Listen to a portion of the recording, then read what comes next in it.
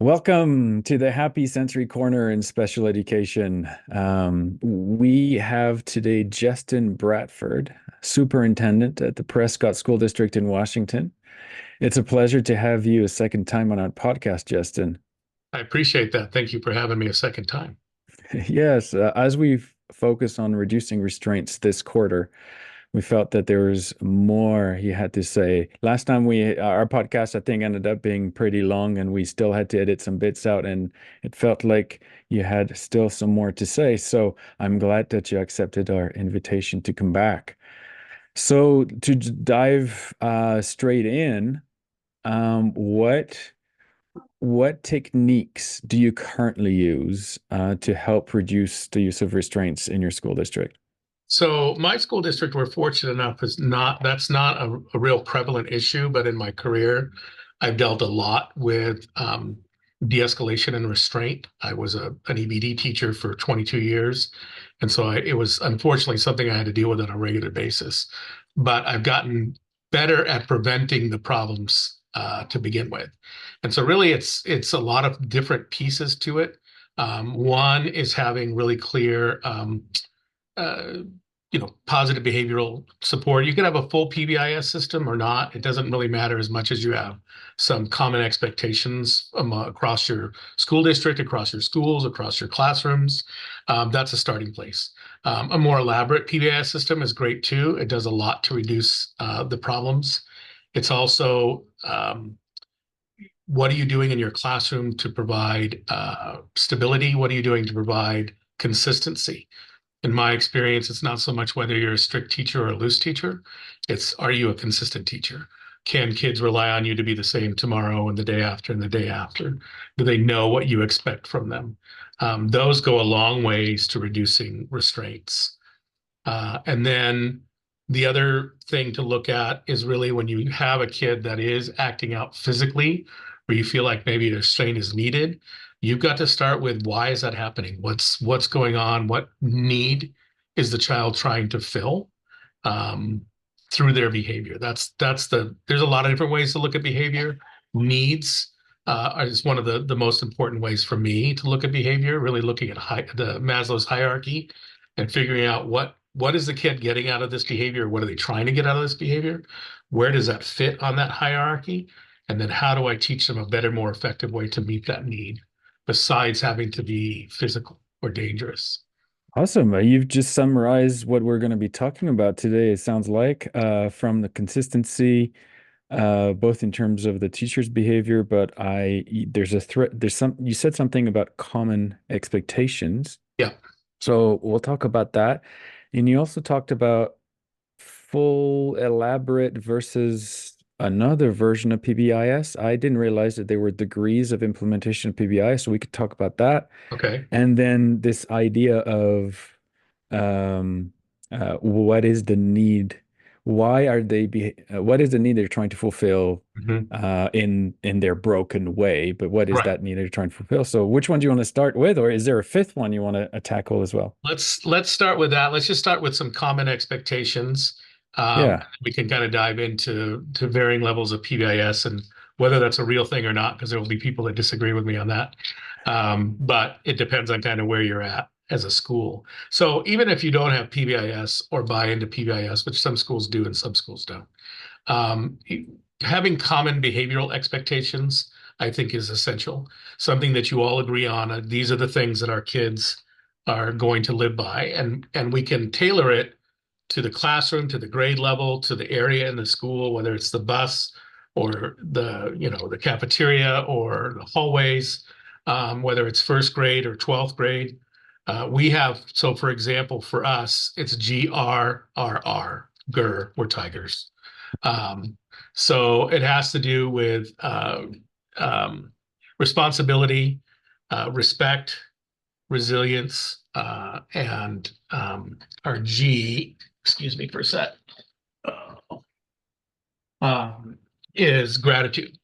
And so teaching what those things look like within all the areas of our school, gratitude, respect, responsibility, and resilience is our common expectations. And that's a starting place for whether you have PBIS or not. If you have PBIS, they're going to definitely suggests that you come up with those common expectations. And those are big words, and then we define them. Okay, so what does it mean to show gratitude? What is in when I'm in first grade versus when I'm in 12th grade? What does it mean to show respect versus, in preschool versus 11th grade? What does it mean to show responsibility on the bus? What does it mean to show responsibility in the hallway? What does it mean to show responsibility on the playground? And we've defined all that, and we defined all those areas, and those How things that we did go you over. define them?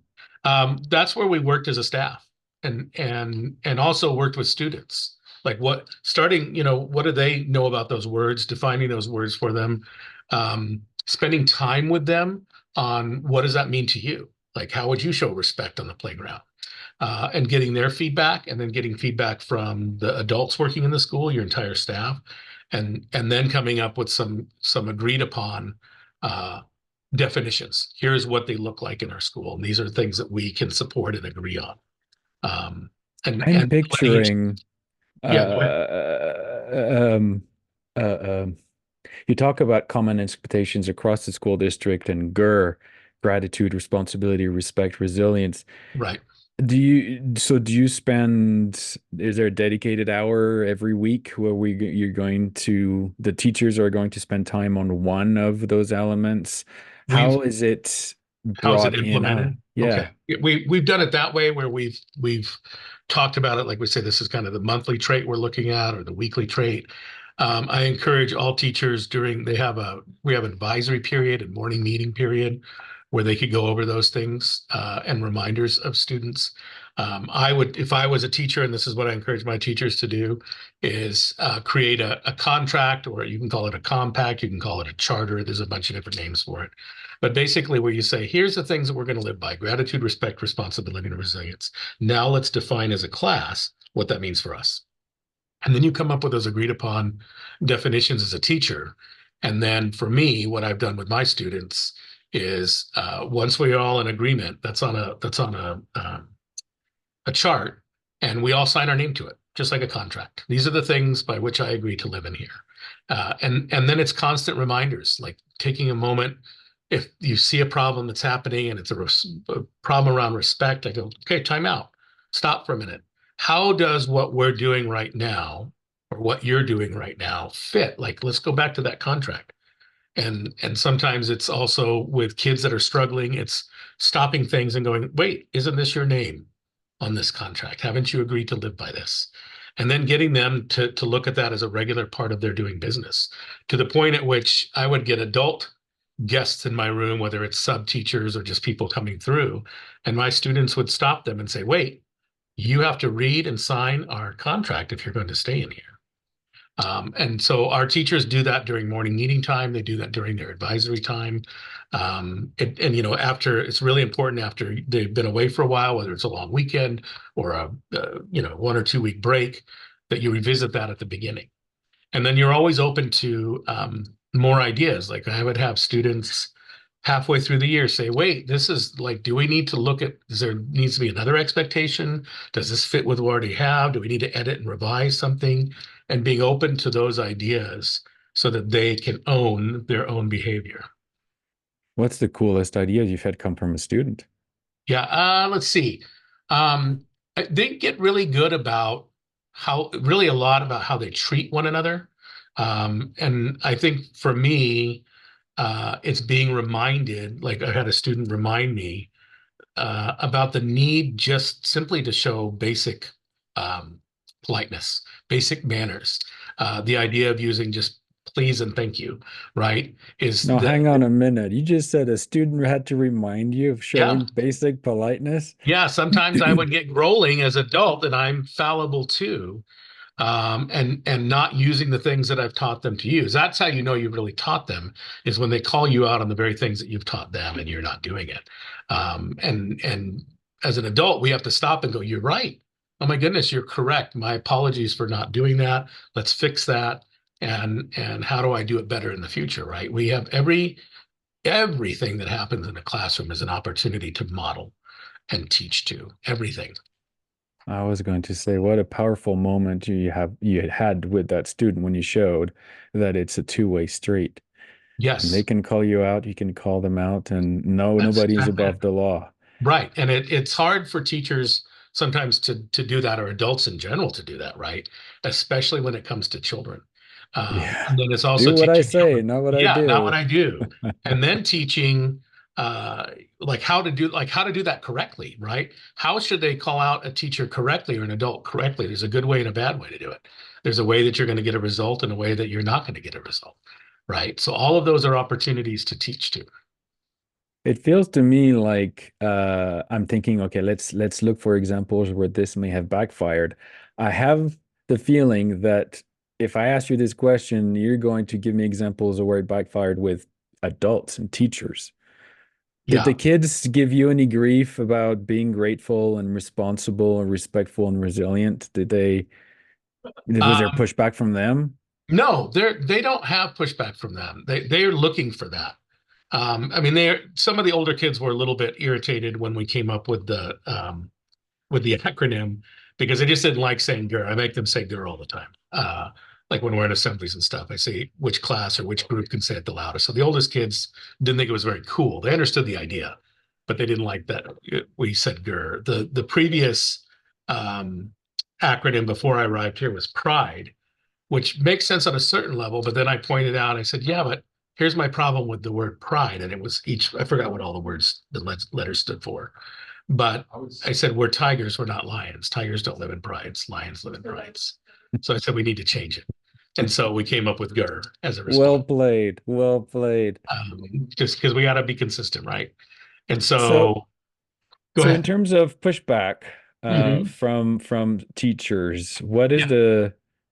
what's the latest or an example that stands out at you of the pushback you had, and how did you negotiate that? Did you have to compromise? Did you have to change anything? I didn't get any pushback in terms of defining those things. I mean, sometimes there was disagreements about exactly what does respect look like or what does resilience mean, but it was more about discussion around those things. I Hmm. think the hardest part for my teachers is doing that consistently in their classrooms and then finding the time, like making the time in their classroom to teach to those things and being willing to stop what they're doing to address those things because they get kind of teachers get in a mindset, and I have too, of I've got to get through my standards, I got to get through my curriculum, whatever it is that they think they've got to get through, and they forget that none of that matters if I don't address these issues, if I don't address social emotional learning, if I don't address emotional intelligence. The other pieces aren't going to fall into place. So it's okay to stop in the middle of stuff and teach to that. It's okay to take time at the beginning of every day or the beginning of every week to review those things. Um, that's where I get some pushback from teachers sometimes. It's I don't have the time to do it. Yes, you do have time to do it. It's funny. That's exactly where we get pushback with our program of when we introduce our methods of Mhm. calming the kids down or setting up the room so that they feel to help with transition, so they feel secure and settled, and they say, yeah, but I need those. I can't give up Right, any minute. I don't right. have a spare minute to invest.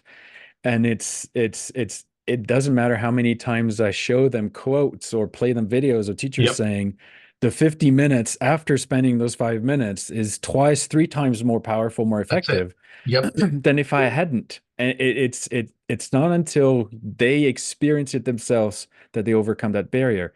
And right. so I'm wondering if how do you get them how to overcome that barrier where they say I have to invest that time in order to get the good Right. teaching moments. It's a lot of conversation on my part. It's a lot of reminders. Just like, I mean, if there's good strategies for teaching kids, those are the same strategies I use with adults.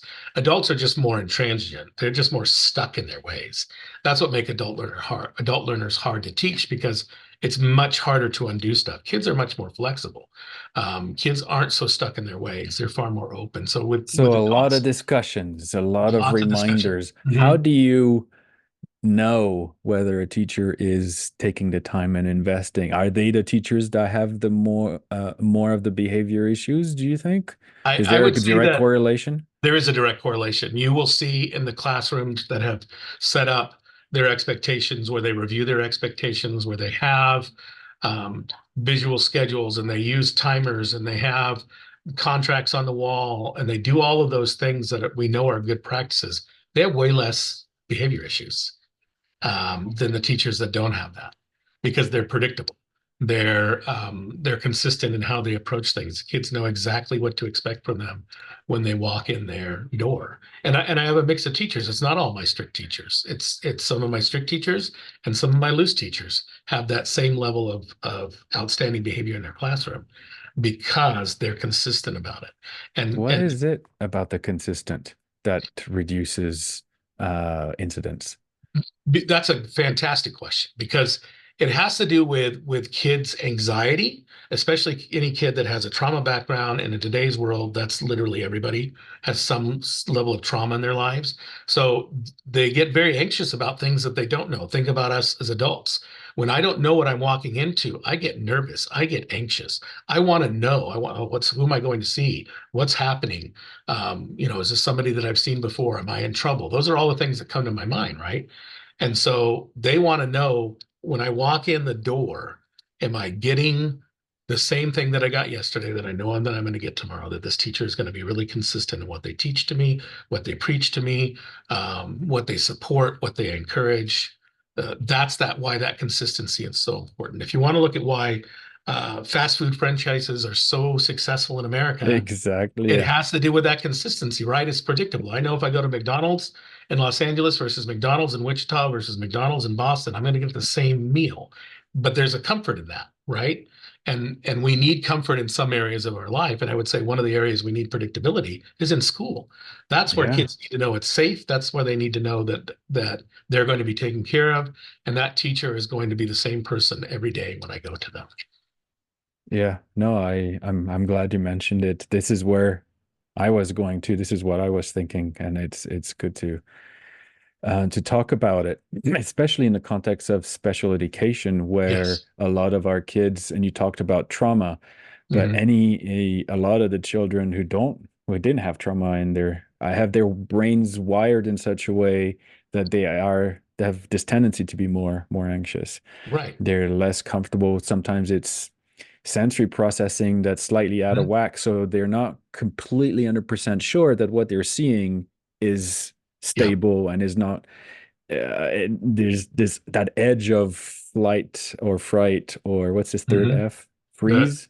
the freeze. Yeah. So Yeah. it's fight, fight, or freeze.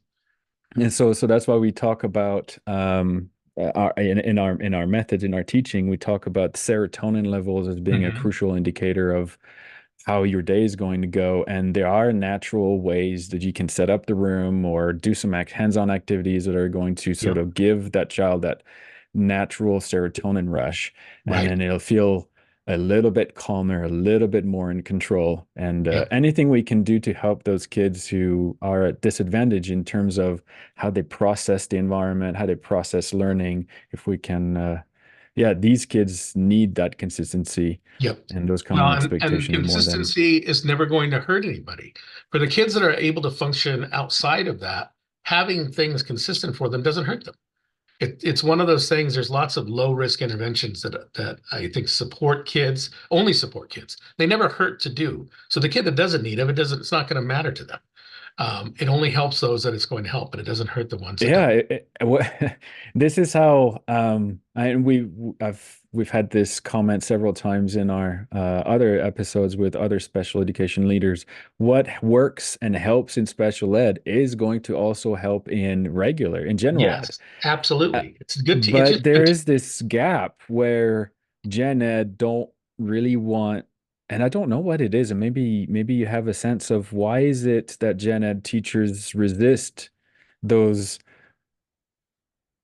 techniques or those implementations or those things Right. that help in special ed. Are you, when you say common expectations across the district, have you been able to implement um across the board, or are you focusing on special ed and hoping that gen ed is going to also No, implement? it's across the board. I mean, I am a big believer as a special ed teacher that special ed practices and teaching and accommodations and modifications are just good teaching practices. And I had this conversation with a teacher this morning about that idea. Um, and then the resistance talking to a special ed, then talking to a special ed teacher afterwards. The resistance is gen ed teachers still look at that as I've got to do all these vastly different things for 20 or 30 different kids. And that becomes overwhelming in their mind because it's just them. And so there is a pushback, I think, because of that, and helping them to see that, no, I'm talking about some things that you could do with your whole class that'll support your special ed kids and will either help your gen ed kids or it's certainly not going to hurt them. Um, Putting those in place. So that's my expectation is that my whole school does that. We're getting there slowly. It's hard, as you know, change is hard. Getting everybody on board with any change is tremendously hard. Like I said, adults are more stuck in their ways than kids are. Um, and I think that's the pushback. It's also a pushback of understanding the word fair. Fair is a misused word. Like we will often say, well, I'm not one do don't want to do that because it's not fair to the other kids. It has nothing to do with fairness. I Fairness is remember you getting, talking yep, about that getting in a what you previous need. episode. Yeah. Yeah, as long as we look at what does the kid need, that's how you see it. And so, There is everybody gets what they need. right, and kids get that when you explain it to them in that way, and you go, "I'm giving one kid this and not this other kid," it's because this kid needs it and this kid doesn't. Kids get that. If kids can get it, why can't adults get that?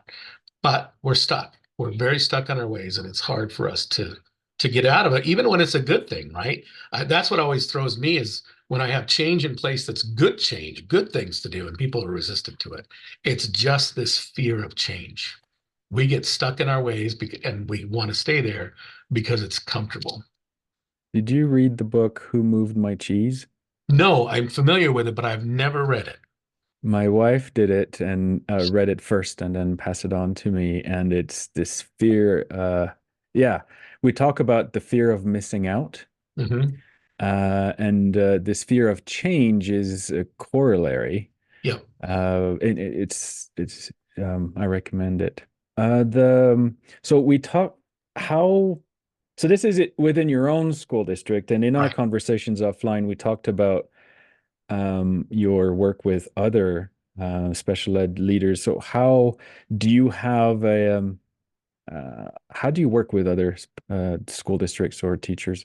Do you Um, have, are you in a talk circuit? Do you do presentations at conferences? How does it work? I've done some presentations at conferences. I've done some consulting work with surrounding districts, generally because I believe in lots of small districts don't usually have the funds to bring in people that are consultants. So I offer my services for free to small districts. Larger districts, I do charge for my time. Um, right now, I'm working with a larger district in the area, and I'm working primarily, well, I'm working in different schools with their teaching staff and their support staff. And I've also been working with the district as a whole, helping train. They have a group of paras that are primarily designated to support behavior struggles in the schools. So I've been doing Mm. training with them all year on just And how. that's what they have? Yep, So that's that what they have in the bigger district. Uh, and do you have I'm curious about that. Is this an effective thing to have specialists roving that teachers can call on when yeah, there's an incident I think it can. versus, and I think the opposite, the other model is to have the teachers be their own behavior consultants. I came out of an episode, recording an episode with a special ed leader who was frustrated that the teachers had offloaded the responsibility of setting up a good classroom environment and the consistency and all those good practices over to the behavior specialists and Yeah. calling them whenever there's an issue. Yeah, and I've been involved in schools that do both, um, schools that do one versus the other. And you're right. What happens if you're not careful is teachers will dump on the behavior specialist to deal with any behavior problem that comes up, as opposed to helping them support all their kids and see that there's things that they could do that is going to support the kid that's struggling with their behavior too, Mm. and using the behavior specialist as a more as a consultant and a guide than as a way out. And it's really what happens in the difference between using classified staff versus certified staff. It's very hard for classified staff to go in and tell certified staff what to do, even though I think they should be able to. But there is a divide. But if you had a behavior specialist who was a certified teacher, I think you're going to get a little bit further down the road with helping the staff learn some new techniques or implement things in their classroom that are going to be supportive. Um, the problem, I think one of the problems with kids with behavior struggles is it's hard for people to wrap their head around that they deserve as much as anybody else, right? It's easy kind of for me to wrap my head around the kid that might have Down syndrome or to wrap my head around the kid that might have mild autism. But when I have a kid that throws chairs or when I have a kid that is violent, when I have a kid that cusses me out, it's hard for me to love those children unconditionally. And yet we are called to do so. That's where my heart is with those kids that are the most rejected and the most challenging to work with, and so that's part of it as well. So I think it can work to have the behavior specialists in the school, but I think you have to be really intentional in how you define what they do and what they don't do.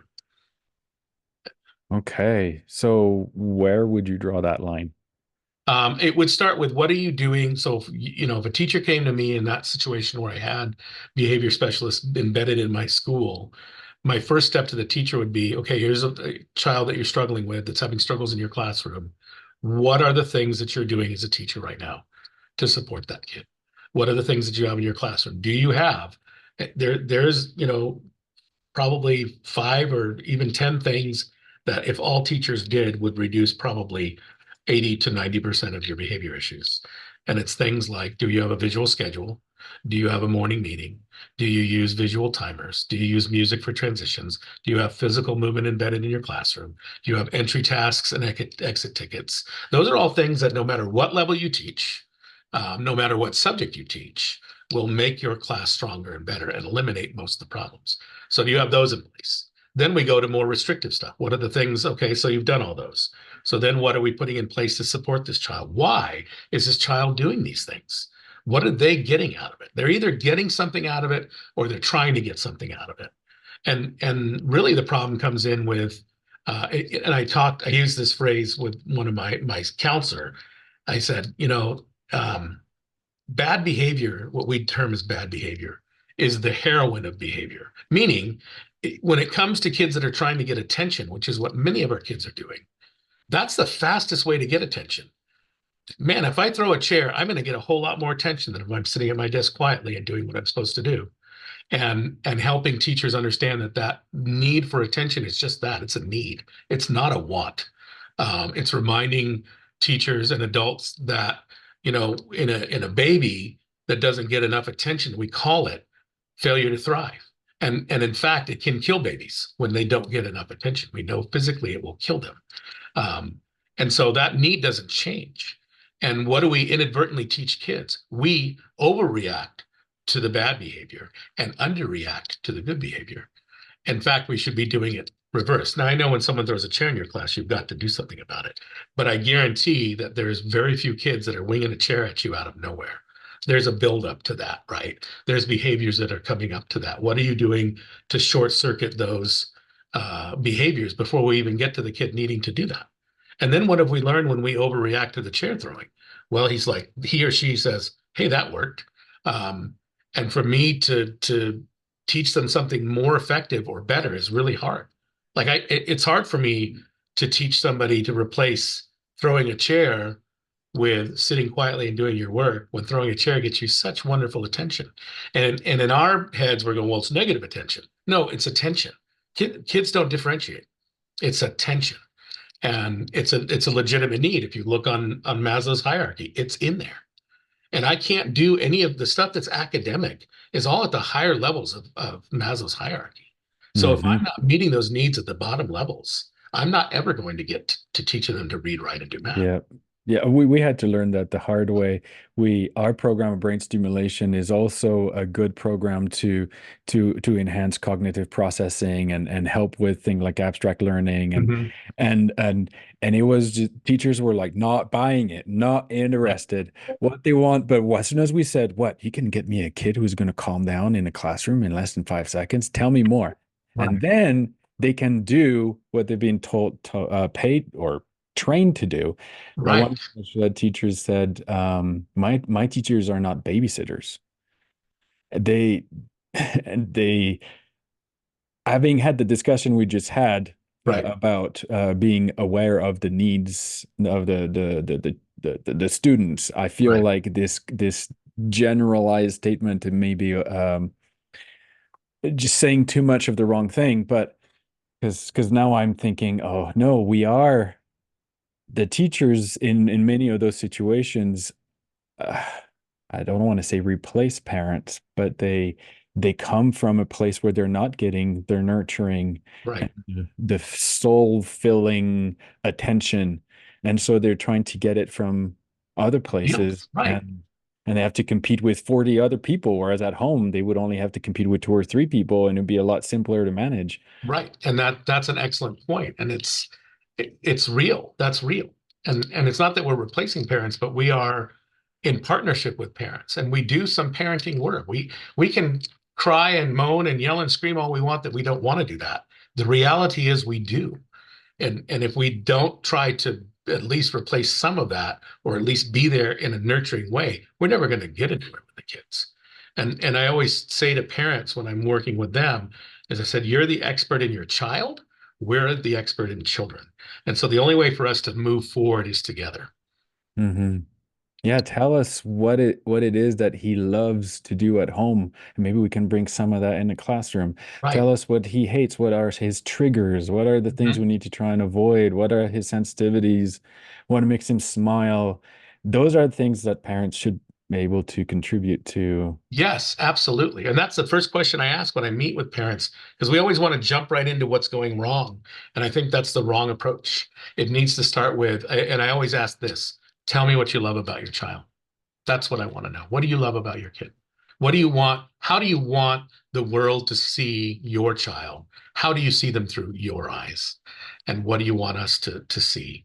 I want to start there. I don't want to know what the kid can't do. I have enough of that. I want to know what the kid can do. I've used the analogy of the tin can of pop. Is this soda you call it in the Yeah, States? we Yeah, we call soda. it pop too. Okay. Um, that they're very easy to crush unless they're full. Mm, And so the if you want to prevent the crushing, which is the negative, the incidents, all of the bad things you can think of, right. just fill it with good stuff. Yeah. And they will naturally resist. And this is where the resilience come in. To make the child resilient, Right. you fill them. And we talk about trying to preempt the negative behavior, the escalation. There's always something you can do. It's easier to prevent things and to refill the can quickly when it's a small thing. But you Right. ignore the small thing because you think, I got an extra 5 minutes before this explodes. Let me try and teach two more math concepts, and Right. then we'll deal with Exactly. the explosion. Right. And it's you're letting more and more of that soda be poured out and not replacing it with anything. So it is going to be more Yeah, crushable, right? yeah, yeah. That's a great So analogy. we talked we talked about the need. What is the need? Let's delve a little bit into this PBIS thing. You talked about full elaborate PBI. What did you mean Yeah. by that? I mean, the people that are really big proponents of PBS said you can't do it part way, and I disagree because we do it part way. We really embrace the common expectations piece of PBIS. We embrace the need to reinforce positive behavior. In our case, we use what are called tiger tokens. There's little plastic coins that we buy on Amazon, and when kid is doing something well, hey, I really love how you held the door open for me. Thanks. Hey, I really love how you raised your hand this time. Thanks. And using it at all levels. That's reinforcement part of PBIS. Hmm. But there's another side of it that has to do with how you deal with infractions and how you deal with what they call major behaviors and minor behaviors. That part to me, I find to be rigid and overwhelming for a staff to manage. And so I don't embrace that side of it. We don't do that piece of PBIS. We do the other pieces. And so someone who is a big proponent of PBIS or a big expert in it would argue that it's not really PBIS. We kind of call it PBIS light. Um, and I've worked in other systems where we had this one system that was elaborate points that you gave and take away. It just to me never worked because it was punitive by nature. And if we're looking to change behavior, it's not going to be through punishment. Not that punishment it isn't warranted, and I prefer to call it consequences. There are times, yeah, consequences are appropriate. But if I think that it's going to change behavior, I'm mistaken. We know that's not what changes behavior. We know that it's a very different approach to things. So yes, use consequence and punishment, but not as a behavior changer. I have yet to know anyone or remember any event where calling somebody out on something made them change their mind. Yeah. Well, and my whole thing is if punishment worked to change behavior, there'd be no prisons. America has the number one prison population in the world. Obviously, it's not changing people's behavior. Punishment is not changing people's behavior. Not that those things aren't warranted at times, and obviously people commit crimes and do horrible things, and kids do things that need consequences. There's no question. But again, if I'm using that as my tool, if I'm using the back end, if I'm using the stick doesn't change the behavior. The carrot changes the behavior. And our application of the carrot changes the behavior, right? And how we perceive the carrot and use the carrot is what changes the behavior. So that's what I mean by partial PBIS versus full-blown PBIS, is I really kind of remove the consequence portion of it because I don't, in my experience, I think one, it is way too difficult for schools to manage. It's a lot of work, and to do it over time is really hard. And then two, I don't think it achieves the warranted or the desired behavior. I don't think it does what we think it does. So why use it? And again, that's my Uh, opinion experience. I any nightmare stories to wrap this up, something that that would illustrate how GER was implemented poorly, or how a teacher was inconsistent, or how expectations weren't managed, or maybe PBIS was not implemented properly, or the needs of the child were ignored. Yeah. I mean, there's lots of stories, but I'll tell you one that's today that literally happened this morning or at lunchtime. So I was coming back. I was in a classroom watching some kids do some poetry readings in middle school. And I was coming back to my office. My principal's office is right next to mine. And there's literally like, I don't know, like 8 kids outside of his office. And I looked at them and they were all middle school kids. And I said, "Are you guys in trouble?" And they go, "Yeah." I said, "Okay. I'm sure I'll find out later what it was about." And so then later, a little bit later, my principal came to me. He goes, I said, "What was up with all the kids?" And he said, "Well, it was a group of sixth graders that decided they didn't have to listen to their teacher." And I said, "Which teacher?" And he told me which teacher. I'm like, "Oh, yeah, I can see where the problem lies."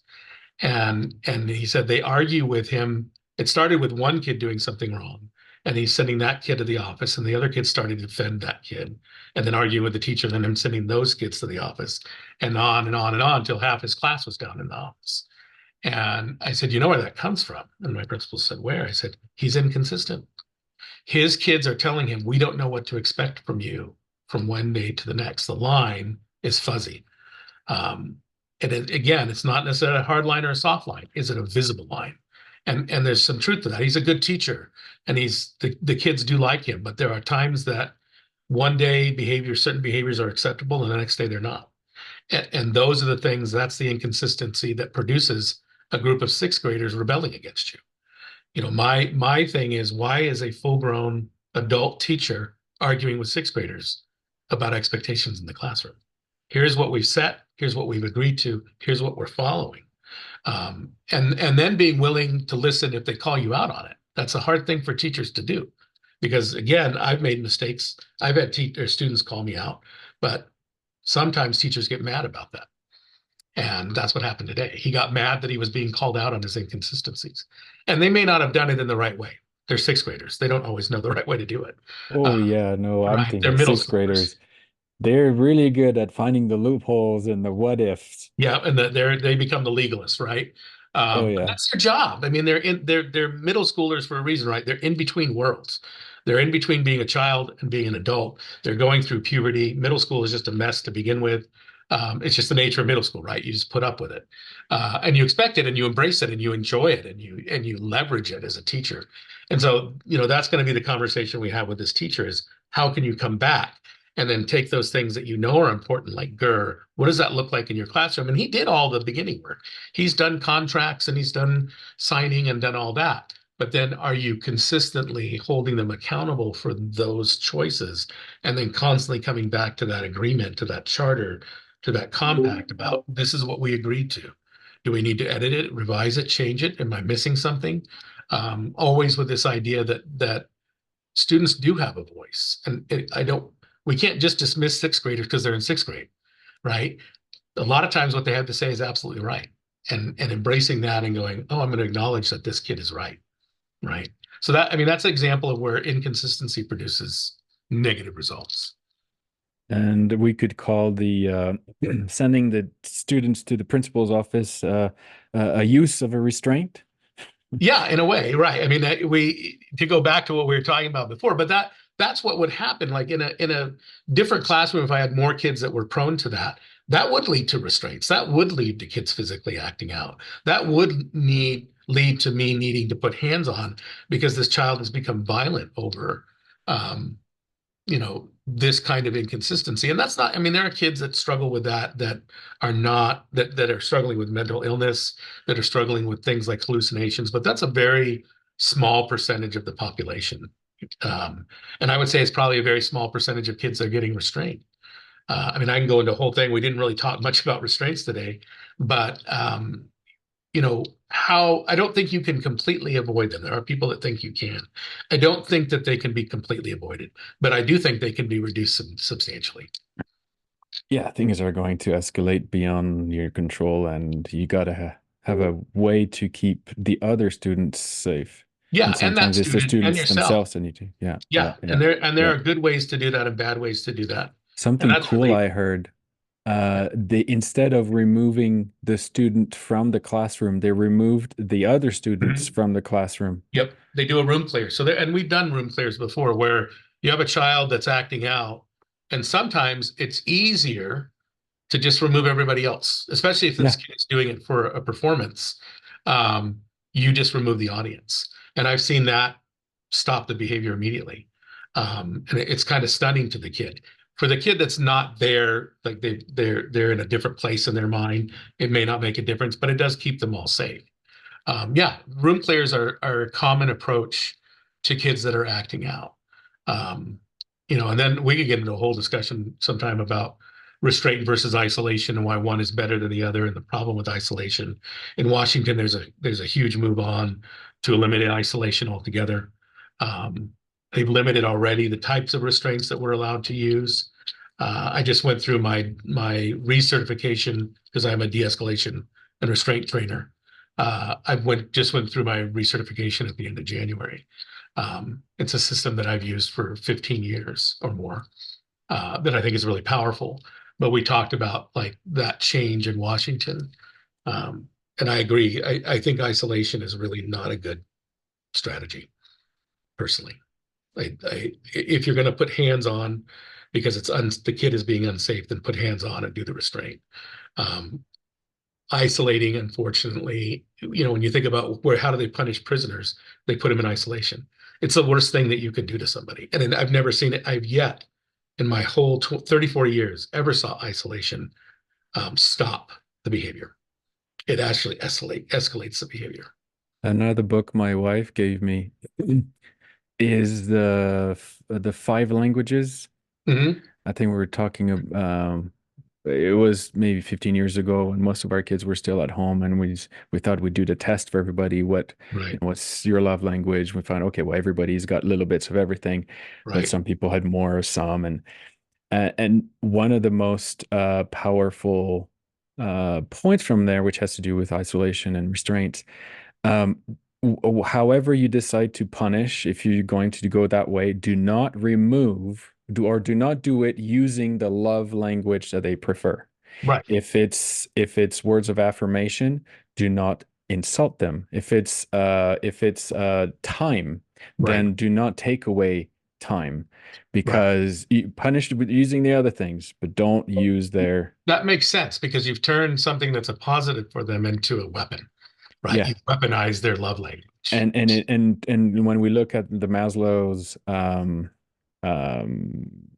The hierarchy. pyramid, Yeah, this need for belonging right.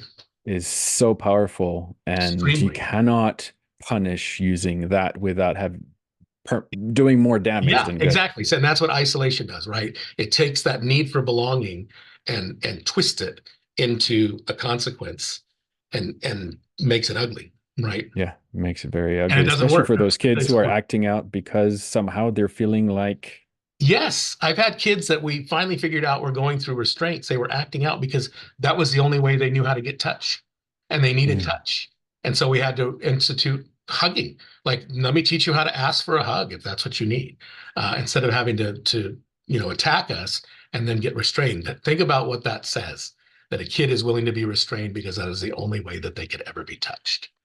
well, I feel like this is a very powerful way to end. Yep. Thank you again, Justin, for Yeah. taking time with us. You're This welcome. is a loaded episode yet again. Thank Yeah. you. More to unpack. I appreciate you giving me another opportunity.